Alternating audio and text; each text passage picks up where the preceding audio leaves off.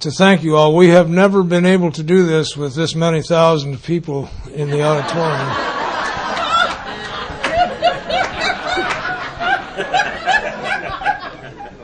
That will impress me. Make sure the ones in the balcony can hear. Welcome, tree people. I was very fortunate. The thing that Mandela said has been so powerful, it was life-changing, and it is AA in its spirit. And I diminished it because I didn't say what he said. I said what I heard him say. I would like to read it to you. Our worst fear is not that we are inadequate. Our deepest fear is that we are powerful beyond measure. It is our light, not our darkness, which most frightens us. We ask ourselves, who am I to be brilliant, gorgeous, talented, and fabulous? Actually, who are you not to be? You are a child of God. Your playing small does not serve the world. There is nothing enlightening about shrinking so that other people won't feel insecure around you. We were born to make manifest the glory of God within us. It is not just in some of us, it is in everyone. And as we let our own light shine, we unconsciously give other people permission to do the same. As we are liberated from our own fear, our presence automatically liberates others. That's good stuff. And if anybody ever had a reason to be pissed, it was him. And he wasn't. Wasn't he incarcerated for 25 years? A long time. Came out smiling. 27. So thank you for your indulgence. That is what this whole thing says to me in my heart. Don't be afraid to let your light shine. What the hell are we doing? Sex. After dinner?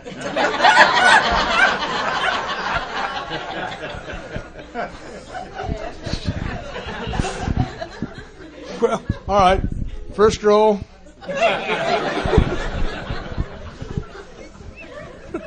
Line up on the left.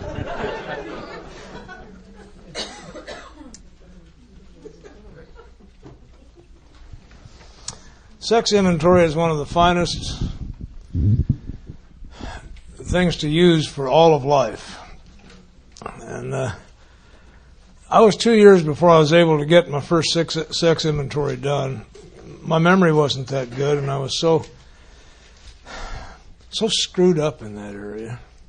When I finally got it done, it fit on a 3x5 card. I was amazed that I ever had children.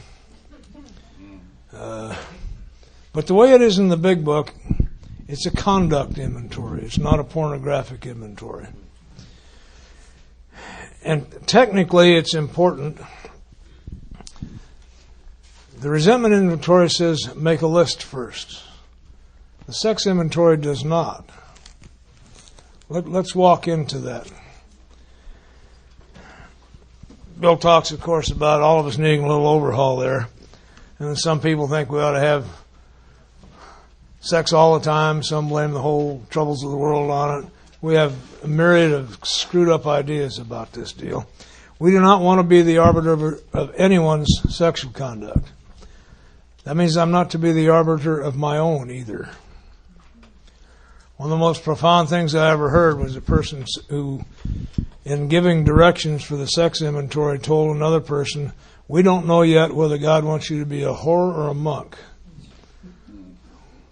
So forget what you think you know about it, because it doesn't." Now, he hasn't made many of either in AA that I've seen. A few. But, so we reviewed our own conduct over the past, it says, and it's real important because this is specific. I'm to review my conduct over the past.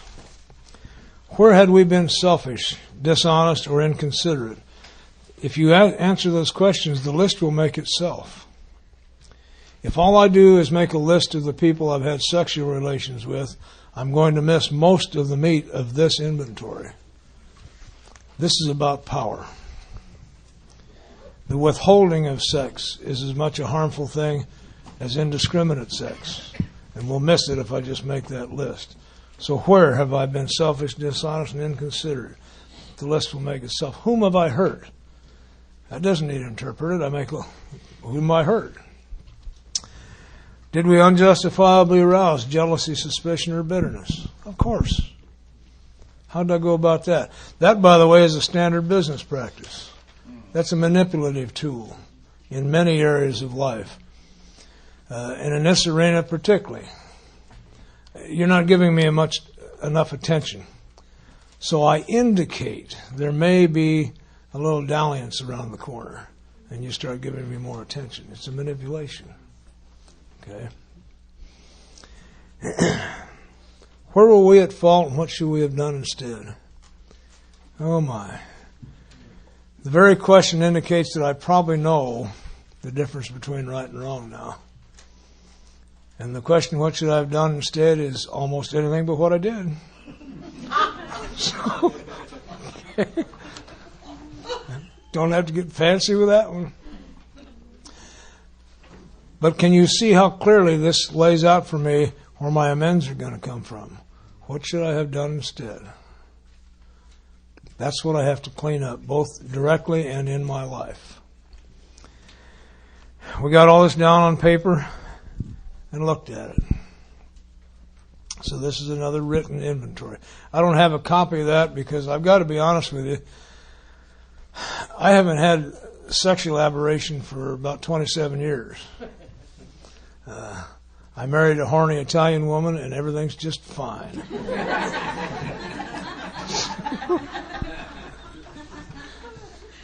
Well, we make light of that, but it's the truth.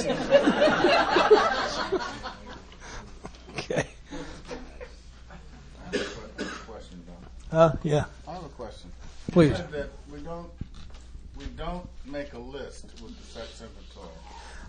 I don't, not at first, because it doesn't say to do that. I'm just following the directions here. It says I start out by saying, where have I been selfish, dishonest, or inconsiderate, and the list then gets made right there. It's made there. As I answer the question, I don't make a list ahead of time because I'm going to leave some things out if I do. See, we have the mistaken idea that sex is intercourse. That's just the picnic on the journey. We get locked into the picnic and we miss everything that happened on the journey. And most of the harm comes on the journey. Okay? So, men particularly, we're stupid. We are genetically driven. And ladies, that doesn't let you off the hook, so are you. But in a different direction. But we're stupid. The problem I had with women most of my life is that I had learned about women from men who don't know anything about women. Okay, what I know about women today and what I know about sex today, I learned from my wife. That's all I know. She doesn't think that's true, but it's true. I was a virgin when I came to her, spiritually. Okay.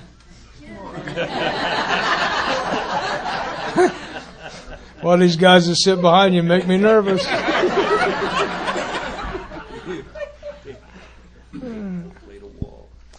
In this way, in laying it out this way, we try to shape a sane and sound ideal for our future sex life, or for our future business life, or our future play life, whatever it may be.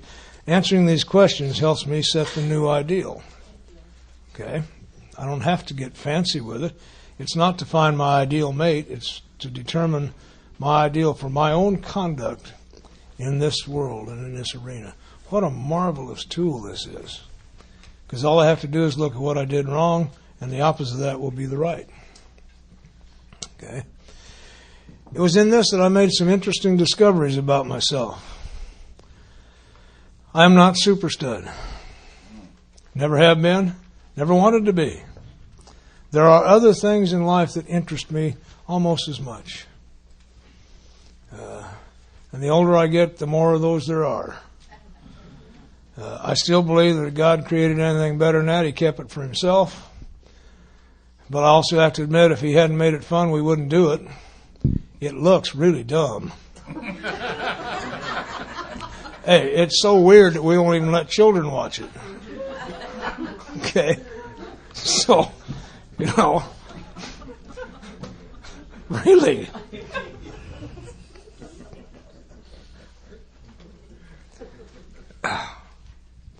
We subjected each relationship to this test, whether it be sexual or any other relationship, business relationship, whatever.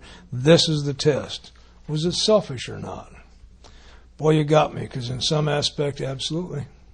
Yes. But was it selfish or not? We asked God to mold our ideals and to help us live up to them. Same prayer we've been saying. What would you have me be?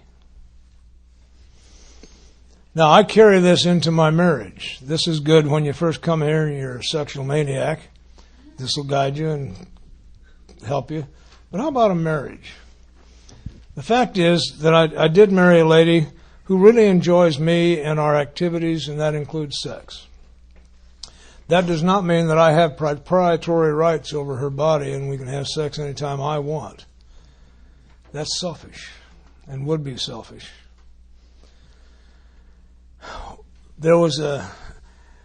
I listened to anyone who has something spiritual to say, and there was an old Assembly of God preacher used to come into that penitentiary.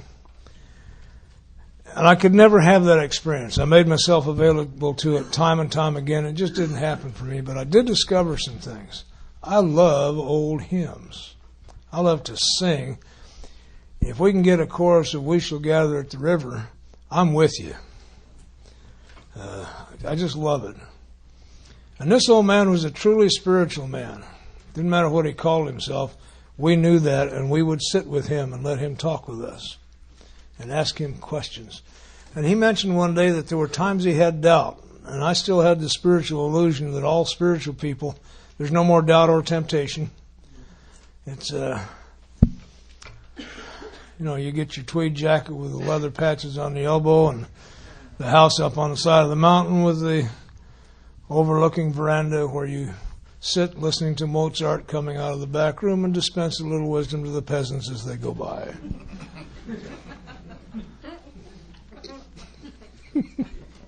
He had doubts, he said, and temptations. And we said, well, what do you do?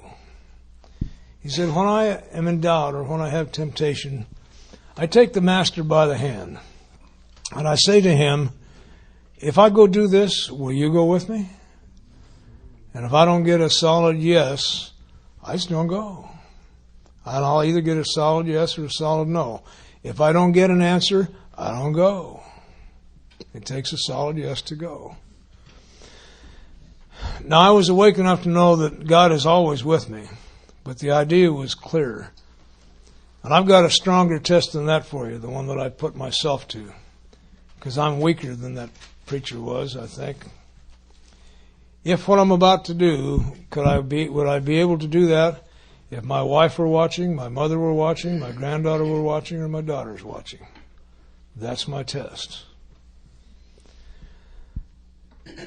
We don't let our daughters watch our intercourse, but they watch me trying to seduce their mother on a regular basis, and they love it. They know how deeply I love her. I pat her on the rump or blow in her ear. I've been known to fall to my knees in front of her and say, "Thank you, Jesus, thank you." I mean, I'm blatant about it because that's playful. And the daughters have got good attitudes about sex. There's nothing to be afraid of, and they know I love their mother. We're not going to let them watch. That's private. Okay? Besides, I'm fat and ugly.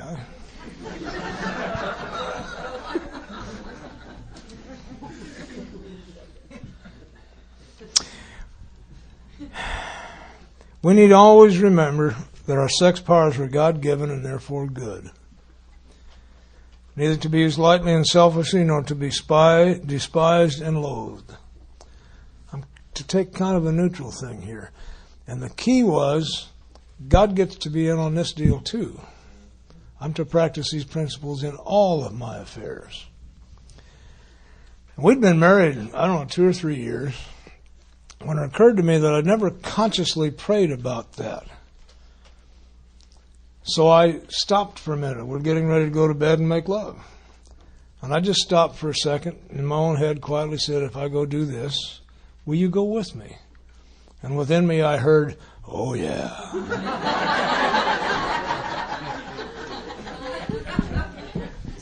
Yeah. Why not? It's His creation, for goodness sakes. Why not?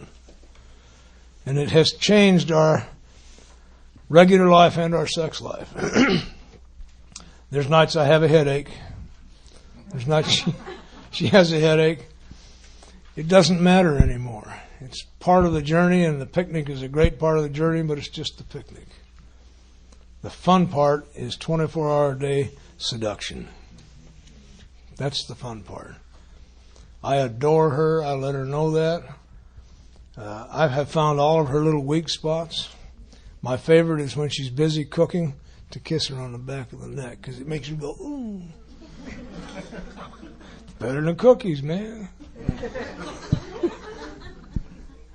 Anyway, did you get the idea? Find your own way into this. And have fun with it. Our Eskimo friends, their word for sexual intercourse is, let us laugh together. Yeah, let's go laugh together. Because this is fun. Okay? Ooh.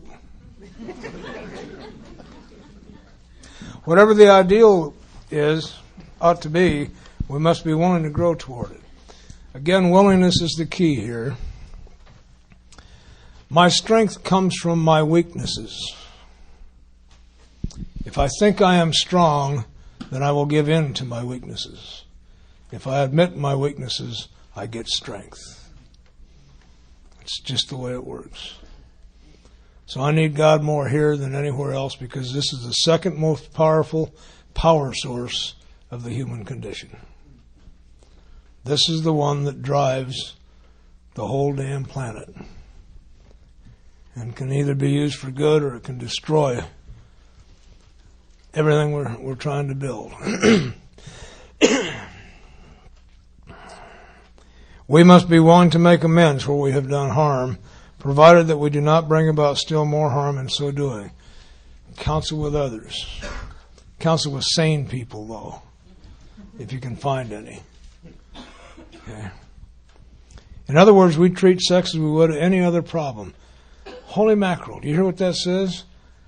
What's coming next is the solution to every problem I may ever have. That's what it says. Every problem. And here it is. In meditation, we ask God what we should do about each specific matter. The rule book just goes out the window. Now I live by principles, not by rules.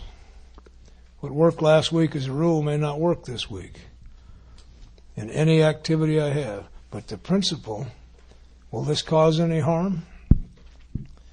That works every time. The right answer will come if we want it. What should I do about each specific matter? I can apply that to every activity of my life.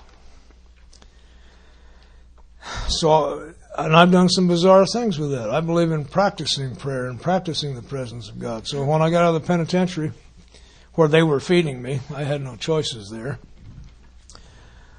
I used to stand in front of the bread counter at Safeway and practice. I would say, in my present state of health, which of these should I be eating? Because I don't know. And then I let everything go out of focus. And whether it came back into focus first, that's the one I bought. Now that sounds silly, and I don't think God necessarily takes time out from His day to say, oh, get the rainbow white. I believe it's the practice that was important. I got used to asking God in each situation, no matter what it was, what should I do here? And it becomes a habit. You don't even think of it anymore.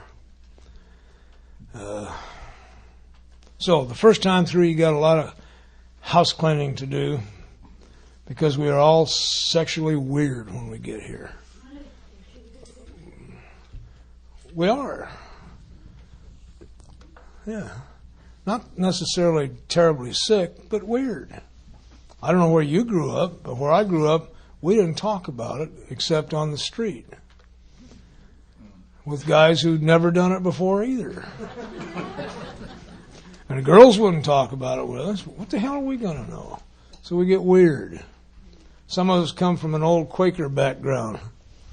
where that's really bad news. I have been beaten severely in this arena with a rubber hose and things like that. And many of you have had the same thing because we get some weird stuff in this country. Forget it. It's all lies. Ask God, what should I do about each specific matter? Okay.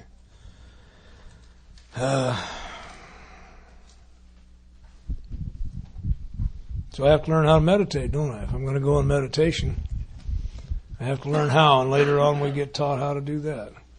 This whole business is about prayer. Isn't that lovely? But suppose you mess up. Suppose we fall short of the chosen ideal and stumble. Does that mean we're going to get drunk? It depends entirely upon our motives. If we're willing to straighten that out and be taken on to better things, probably not. If we're not sorry and we continue to harm others, we will surely drink. So what is it that will cause me to drink? Not a crisis. Harming others is what's sure to make me drink. Anything that separates me from you is sure to make me drink. Whether it be resentment or fear or conduct, if it separates me from you, I am sure to drink. If I harm you, I am sure to drink. What a wonderful tool God's got. Enlightened self-interest. Okay. I don't get to even pray for myself anymore, except as those prayers may affect how it works with you. But I found a way around that one, by the way. Or I found a way to get into that one all the way. And I'll give it to you. I need to be filled with a sense of the presence of God. That's all I need. And I know that. And I can't ask for that for me. That's what this says. So here's what I say to him. Please fill me with your loving spirit and let it flow through me and into the lives of others. And you know what? As long as I'm willing to let it keep flowing, I'm full. What a neat trick. Okay. Don't get rid of you can't get rid of your schemer anyway. Just let it work. To sum up about sex or any other problem, we earnestly pray for the right ideal, for guidance in each questionable situation. Again, Bruce, how do I know what's questionable? If you're involved in it, it's questionable. Not necessarily negative. Anytime I have two possibilities or more, it's questionable. Which should I do? Doesn't have to be negative. Every situation is questionable because life is made up of choices. Go left or go right, go up or go down. It's always questionable. So pray all the time. Gets to be fun. For sanity. Insanity in here is described in the story of the car salesman named Jim as lack of proportion in the ability to think straight. So sanity would be proportion and the ability to think straight. What does that apply here? My genes tell me my whole purpose for being on earth is to repopulate it. So many females, so little time. I'm driven with that genetically. And I can get clear out of proportion with that. Okay? This means it's saying, I understand that's not just my job, I need to share that. Frankly, it's too big a job for me anyway. And I get distracted by good music sometimes and forget. Well, I do. You can laugh if you want, but I do. Strength to do the right thing. There's my deal. I know the difference between right and wrong. What I lack is power, or in this case, the strength to do the right thing. Once I know what the right thing is, quite often the feeling I get is, oh, I'm just a little kid. You're asking too much of me. I don't have the strength to do that. And by admitting I don't have the strength and by asking for it, suddenly I get the strength to do the right thing. And if I'm busy praying to get the strength to do the right thing, I don't have time to do the wrong thing. Okay. This is written for children because that's who we are. That's what it says. We're children of the living Creator. And you know what I think is funny? What is it children are supposed to do most of the time? Play. And we get serious about this. Lighten up. It's only life or death. God.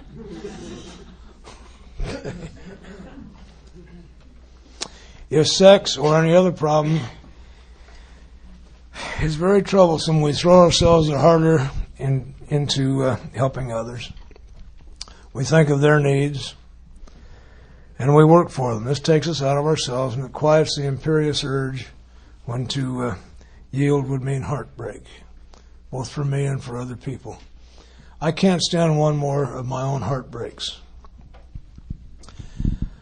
Along the way here in this, I began to learn the difference between guilt and shame. And there's a very real difference. Guilt is what happens to me when you catch me breaking one of your standards or rules or laws or whatever. Then I feel guilty. And it's very easy to take care of guilt. I just shut up and wait for you to tell me what I have to do to pay the debt. How much time I have to go, how much money it's going to be, what humiliation I have to face. It takes care of the guilt.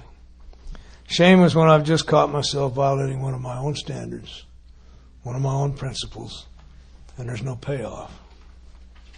There is no payoff for that. The only way I can ever get rid of shame is to become the kind of person who could no longer commit that shameful act. And that's the transformation we get here. I can't deal with shame. I just become somebody else. You can't do that. That sounds high and lofty, and it is. But it isn't. I don't know how many of you have ever heard of Gert Bohanna. Gert was raised here at the Waldorf. Very, very rich old lady. Bad drunk.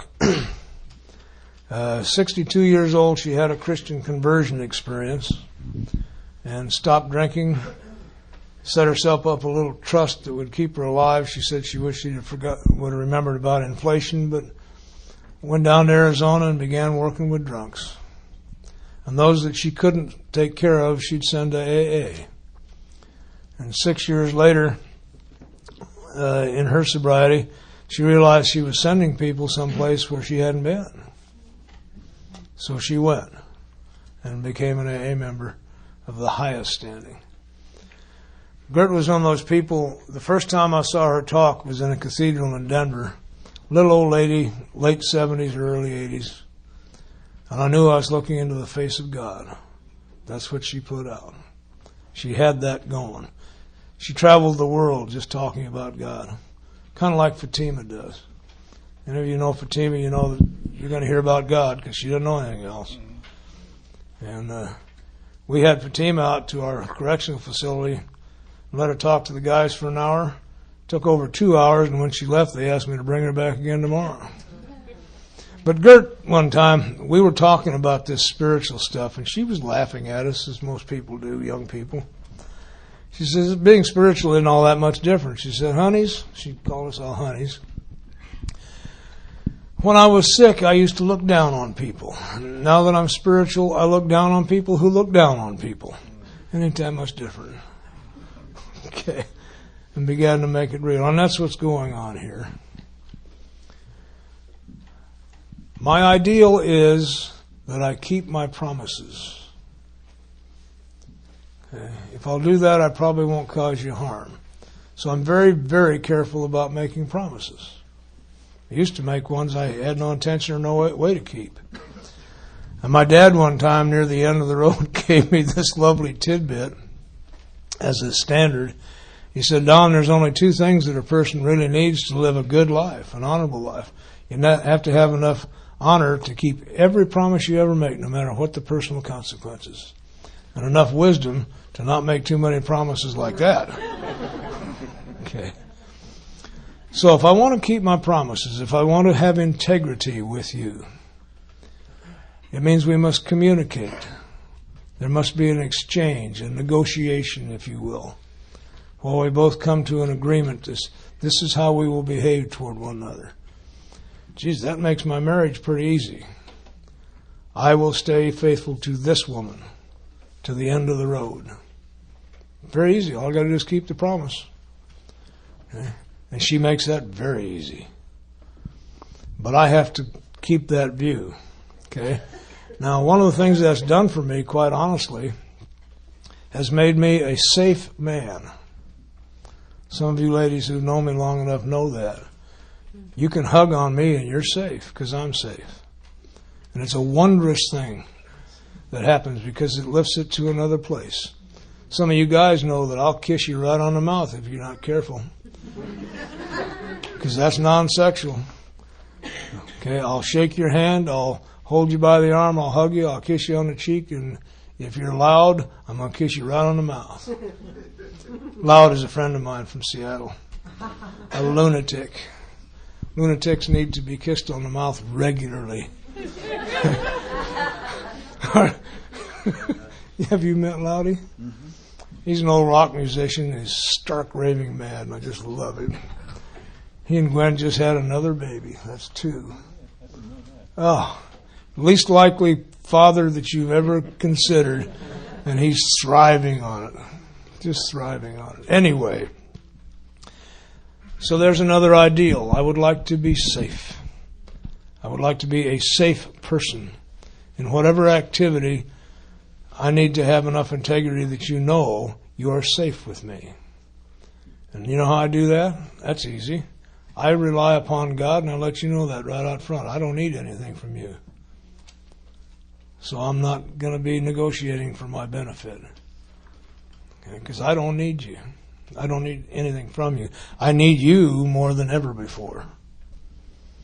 And these are the ideals that over the years begin to come. I want to be a good father. Well, one of my early sponsors when I had 7 children, that was an experience. And I got busy in AA. There's a difference between being busy and being active, and I had gotten busy. Pulled me aside one day and he said, you know, we're supposed to practice these principles in all of our affairs, and that means we have to practice them at home too. And in order to do that, you got to be there once in a while. Oh. Have you ever listened to children? You want to be a good parent? Stop raising children. The way most of us do it, it's a criminal activity. We keep trying to impose ourselves and our dreams and our ideals on them and make them into something they aren't.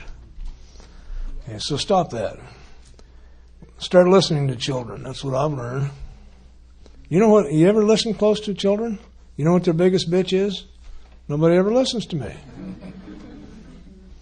You want to make friends with a child? Sit down for a minute and listen to them. They have very short attention spans. They're not going to take up much of your time. Okay?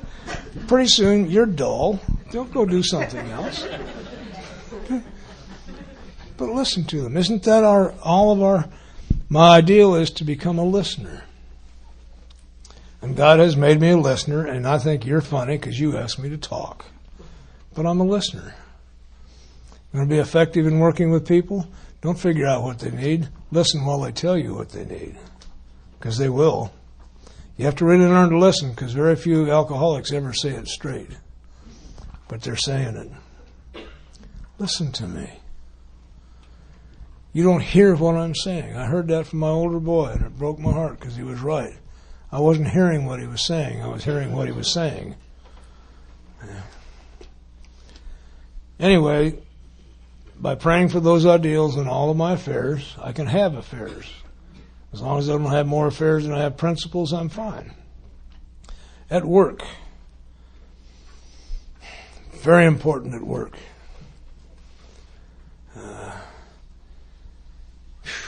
Don't even want to go there right now. Maybe tomorrow.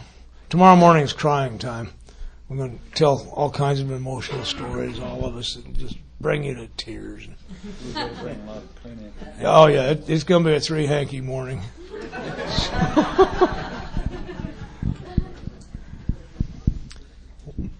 My ideal is, according to this, God is my employer.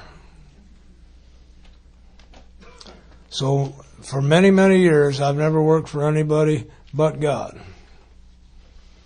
Now, He's given me numbers of human supervisors that paid my check. He has to find some way to get the money into my hands. But I don't work for you. I work for Him. And you know, I've had amazing experiences there. I went to work at a correctional facility, and the first thing they did was take me out of the matrix. I was not subjected to any of the routines that all the other employees had to do because I worked harder than any of them. I work for God. That's a 24-hour day job. So instead of coming in at 9, I found that I could come in at 7 and get more work done between 7 and 9 than I could all day. And I don't mind that. That left me free time to actually work with people. And I don't want to go clear off into all that, but that's what comes out of these prayers. What should I do about each specific matter? Very important. And then I'll pass this on. I work with a lot of people. Little Chuck was not capable of getting into the big book for almost a year. He was so badly damaged, I just kept him with me and rode around in my car and let him spew his hate. And couldn't get into it for almost a year. So I'm very patient with those kind. Not too long ago, a fellow came to me who had been 17 years sober, relied entirely upon his sponsor and the 12 and 12. And had never worked the steps thoroughly. His sponsor did something that made him mad and then died. Now, God was gone. He was mad at him. There were no directions, so he drank at 17 years. Of course he drank. He had no power.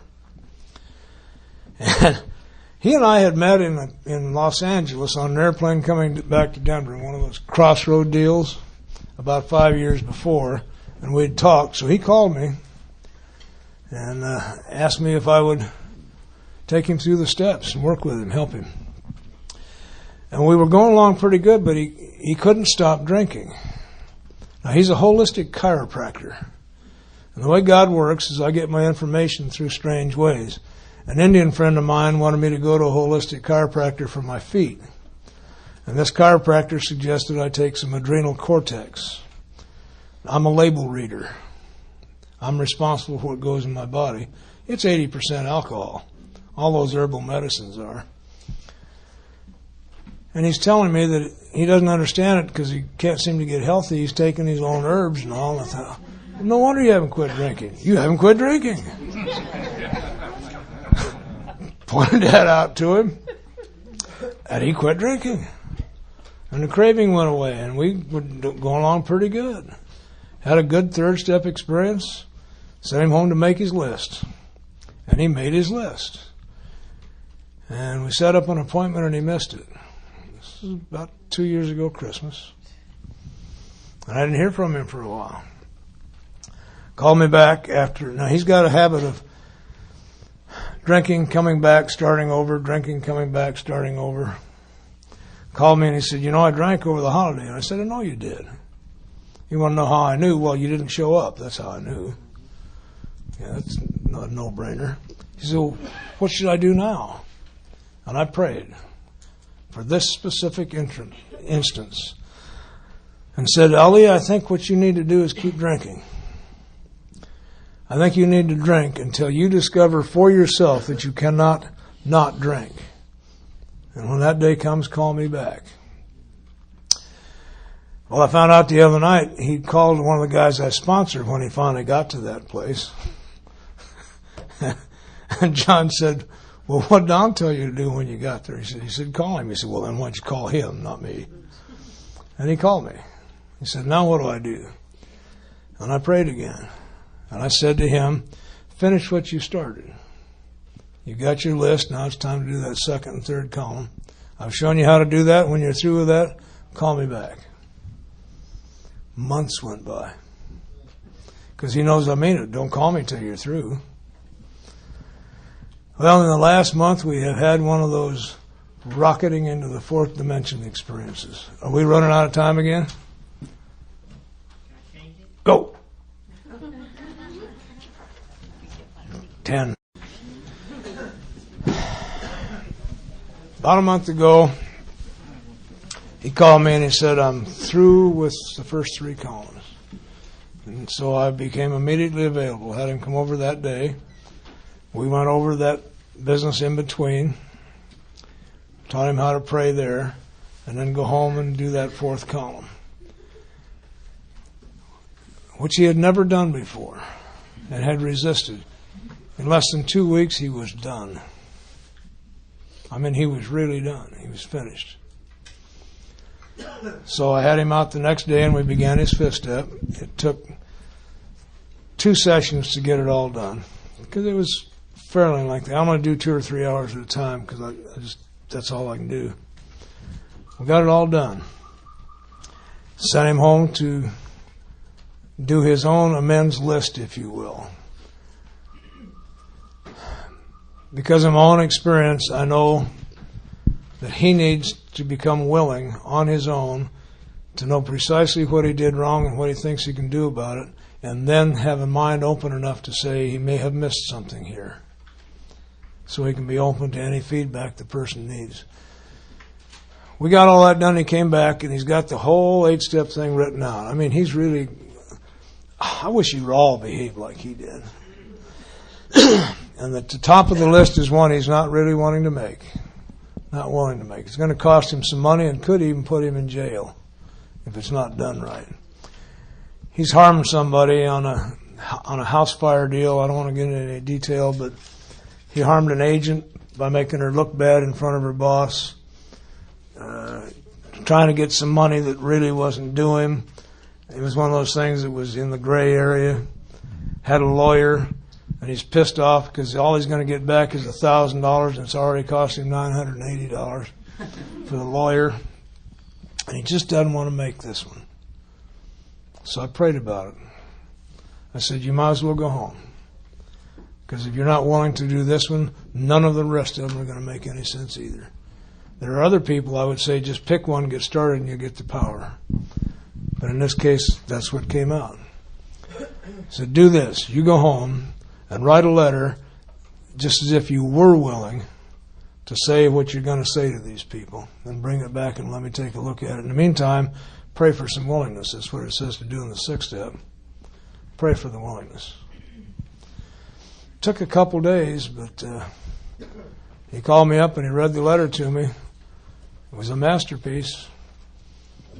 He had already cut out the things that would make him look like a good guy and just laid it all out.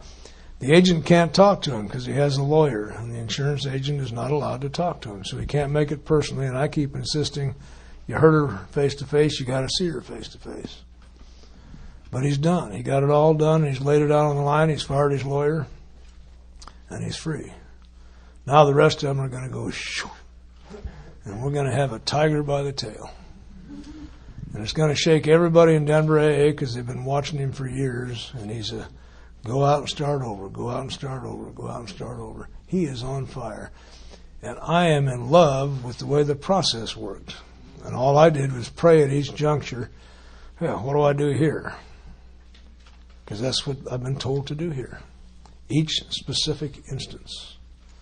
The next guy I may say, here, let me help you with that. Let me go with you on this one. You never know, so stay open to that. I try to use the principles, not the letter of the law, but the spirit of the law. Because I don't want to kill anybody. Now, I've yammered long enough on this kind of thing. I know these guys have a good deal to say. And we want to push on because we still got to make some amends. That's a tearjerker.